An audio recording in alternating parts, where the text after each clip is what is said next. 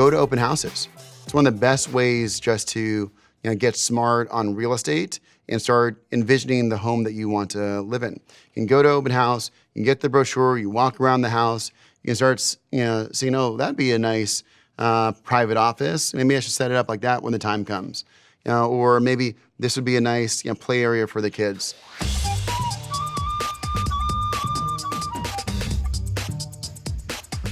So when you're walking through the open house with either your agent or with the seller agent directly, there are a couple questions to ask. One are the basics, right? The questions that you just want to know, like what's this neighborhood like? When were things renovated? That's a really important question to ask. Like, how new is the kitchen? Is there anything else that's been renovated? That's something that's usually not in the listing page. Another is if the home has not been sold for an extended period of time. Let's say it's been on the market for 300 days. Ask them, why is this home not sold? What's been the problem? And you should get some good context there. Another question is, can you give me a history of the home? So like over the last 20 years, how many owners have there been? What was the price at those periods of time? Why has the price gone up so much? Why is the price so high now relative to they bought it 3 years ago? Where do you get that price from? And those are some of the questions that you can ask.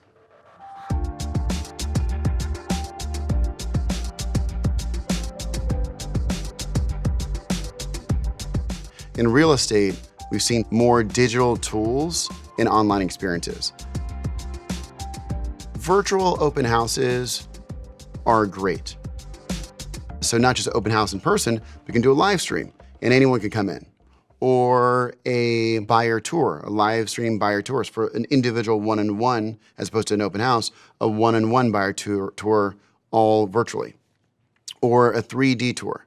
Now, those are helpful to get to the home that you want faster, but it is dangerous to use those experiences in a way where you wouldn't actually see the home. You still need to see the home. Because remember, the seller agent is a professional marketer. They are marketing the property in its best light, whether it's the photo, whether it's the listing description, whether it's the open house, whether it's the buyer tour, the live stream open house, right? They're going through every part of the experience with the best light possible. And you need to go through in person with your own agent and ask the tough questions that the seller agent may not be highlighting, and that the photos may not be highlighting. When it comes to the home, there are some key questions to ask yourself. Is it move-in ready? When was it built? Is it renovated? Does it have a strong infrastructure? How much natural light does it get? Are there a lot of windows? Is there a pool? Is there a private office?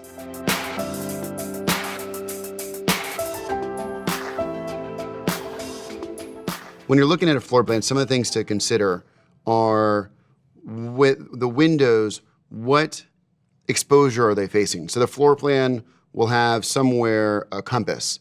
And if the window is facing east, it has views of the sunrise. If it's facing west, the window, that means it's the sunset.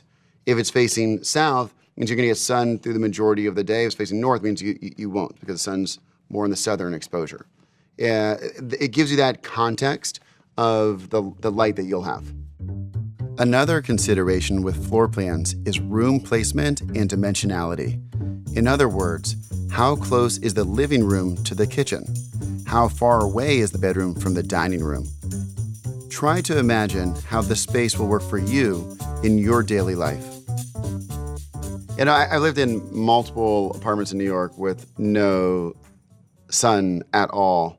And now I live in a home with more sun, and it really does make a difference. Sun gives you energy. It replenishes you, and it makes you feel like you're outside.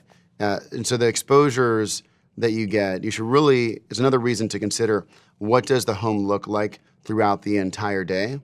Because you may visit the home at a point in the day where there's sun, but that sun may not be there in the morning, in the late afternoon, in the early afternoon even. It could be that's just for a 2-hour period, and particularly in a place like New York, right in between those two buildings. And so it's really important to look at the home throughout the entire day so you can get an understanding of things like exposure and exposure to sun.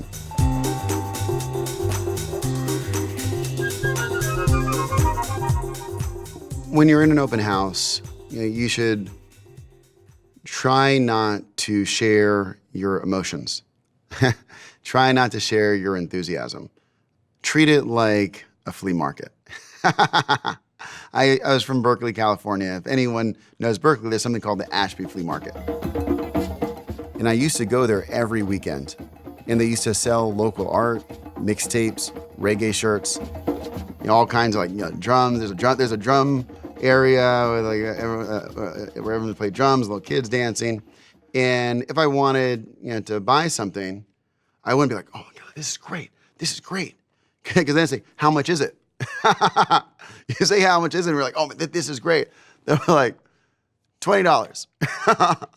and then you really have to kind of negotiate back and forth and get it down. But if you just you look there and you're like, I don't know, how much is this? They're like $10. And so same thing with the home. When you're going to home and you're looking around, remember it's like a flea market, and you just you should look at it and keep things in your mind, write the notes down, what you really like, but you don't want them to see how excited you are. You want them to see how confident you are, that you have the resources, you have the commitment, but not that you need this. If they hear you say at an extreme, this is the only home that I could imagine living in. Could you imagine? That's not what you want them to think. You want the seller agent just to feel like they have a solid buyer who is going to be there, that is represented by an agent who has screened that buyer, and so that they know that the buyer really has the funds to buy the home. You don't want them to think that you're going to pay some crazy price. And this is the home you have to have. Remember, every open house is like a flea market.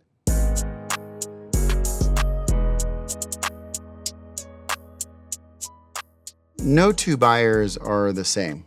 Like everyone has different needs. And in the same way that everyone has different dreams, right? Are people's dreams for their careers the same? Are people's dreams for their family the same? The home is the same as well. And what makes it even more complicated, if it's a couple, they're gonna have different dreams as well. And so how do you balance those in the home? And so my advice to people that are thinking about buying a home in that process, don't let perfect get in the way of the good, right? It's an important skill to be able to know how to be happy with a compromise. If you do not know how to compromise in life, you are not going to be successful, you're not gonna be happy, because nothing's perfect. No job is perfect, no school is perfect, no company is perfect, no spouse is perfect, and for sure, no house is perfect. And so I like to have the 80-20 rule. Find the home that meets 80% of your needs, and then 20% you should try to give on. And of that 20, maybe 10% of it you can renovate, you can improve. So you can get even closer to 90. But don't try to start off with 100, because if you start off with 100%, it just may be a journey that will take too long and that you may not realize success with. It's the imperfections. Like, do I remember actually of all the homes that I've had, like the things that were like perfect? Not really. I remember the things that were not perfect. Those are the memories. And in a life, it's like a blank canvas. You just gotta, paint your life and make it like you want. And the colors, the accents aren't perfection. It's the imperfection. And the same with a home. There are people that literally look at over 100 homes. Like, that's a lot of life. That's a lot of life. And I doubt by looking at the 120th home, you're gonna make a better decision than looking at the 30th, 40th home, right? So I think it's important to use your gut, ask yourself, do I think I'd be happy here? much, much more than not being happy with this home, with the attributes of the home? Do I think it will work over the course of the time period where I expect to live in this home? And if so, move in and be happy.